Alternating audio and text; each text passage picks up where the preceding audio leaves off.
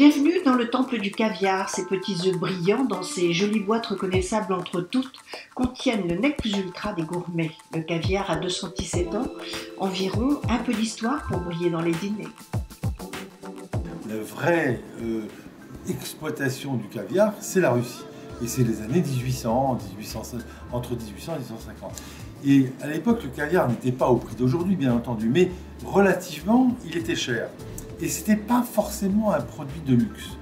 Quand mon père et mon oncle ont commencé en 1920 à Paris, en fait, tout de suite, ils ont eu l'idée, comme le caviar n'existait pas, de le positionner comme un produit de luxe. Mais en même temps, en y apportant tout ce qu'il fallait pour que ça soit un produit de luxe, c'est-à-dire un choix, un tri, une sélection, une maturation, un travail sur le caviar, sur cette matière première.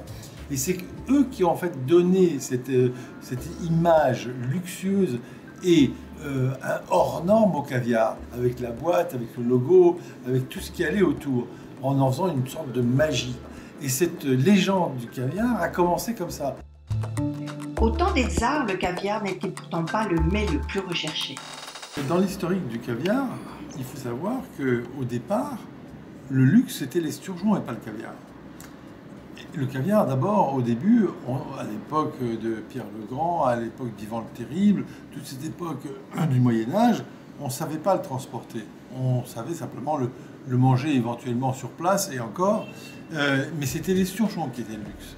L'esturgeon était le produit, le poisson des tsars. Donc ça, c'était la richesse. Et petit à petit, avec les progrès techniques, du refroidissement, de la conservation, de la connaissance des bactéries, etc., très lentement, on est arrivé à un produit qui ressemble au produit d'aujourd'hui. Mais en 1815 jusqu'à 1870 à peu près, on était sur un produit qui n'était pas du tout le produit actuel.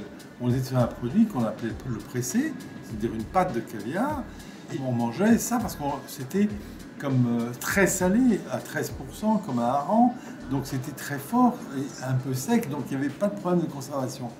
Ce n'est que après 1895-1900, au tournant du siècle, quand a été inventé les chambres réfrigérées, qu'on avait à sa disposition des frigos, etc., qu'on a pu conserver le caviar, qu'on a pu l'améliorer, réduire le sel et en faire un produit plus raffiné. Comment et pourquoi le caviar est devenu un produit de luxe?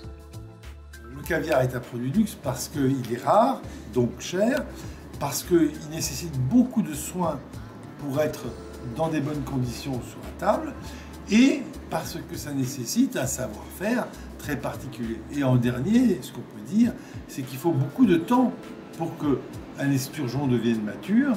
Donc il faut du temps pour que le caviar soit bon et soit agréable. Et bien sûr, il y a caviar et caviar. Attention donc aux contrefaçons.